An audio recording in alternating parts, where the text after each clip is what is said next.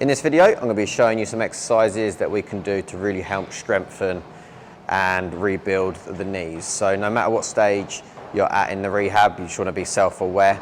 But if you are at the strengthening stage, then these exercises are really going to come in handy.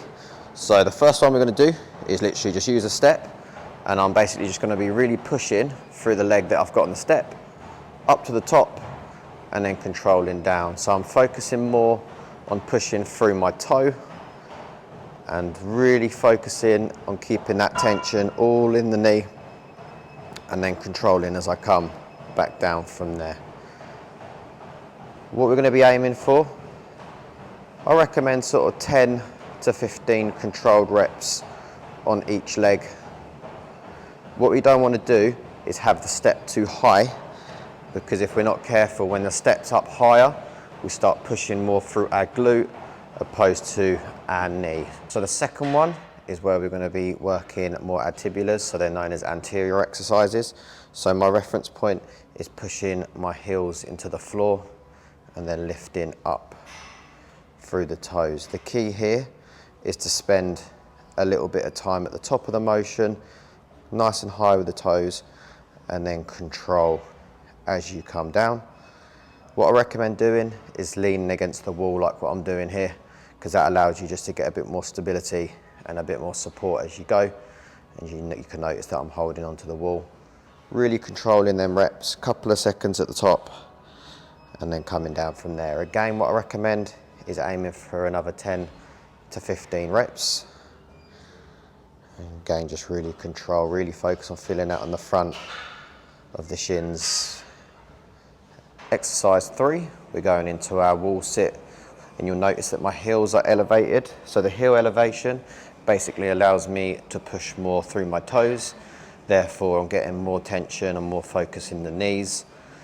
In regards to how low we go, ability-wise, this will depend. I roughly aim for about a 90 degree from my hamstring to my calf. And again, the weight is optional. We can either hold it like so, or some people like to hold it there. I like to keep it up nice and close from here. And what I recommend is building up on the time on these. Start off, say, on like 45 seconds, and then gradually build up 10 seconds every session, say. Keep that held nice and tight in there. Again, obviously quad focused, but with this heel elevation, we do just want to keep that focus all in the knees and just keep that held nice and solid right the way through. So this is actually optional, but we can get into a variation where we're doing the wall sit like we did last time. We don't want no heel elevation, but what we're going to do is add in a calf raise when we're holding that wall sit.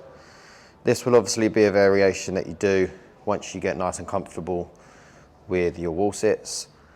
But again, we just want to keep that nice held nice and solid, and I'm really focusing on pushing my toes into the floor, squeezing them calves at the top, and then controlling as I come down. Again, I find this is just a really nice little variation just to add in to our wall sit. And that brings us nicely onto this next one, where we're going to be going into the single leg calf raises. So just hooking one leg behind. We want a nice full stretch at the bottom, a couple of seconds. Push that toe in, squeeze at the top. Again, another couple of seconds. Control as you come down. Full release as we come down. Squeeze at the top, a couple of seconds. It's all about focusing on that contraction on the calf. It's not about how quick you do the reps, it's all about just trying to keep that control right the way through. And again, 10 reps on each on this one. Excellent stuff. If you can't quite do 10 reps, just try and build up 1 or 2 reps each time.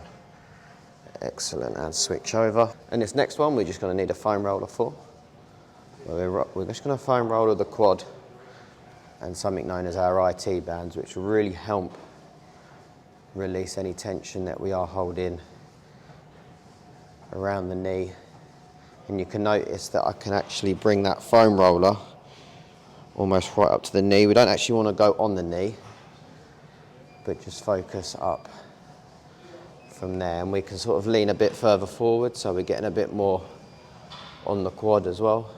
I can also make it so that I'm foam rolling more the hamstrings as well. So I'm coming a little bit more onto the back of the legs And again, just try and replicate the position that I'm in. So I've just got one arm on the floor, I've got one leg forward, and that's just really helping me stabilize myself and allows me just to roll back and forward nicely with plenty of control.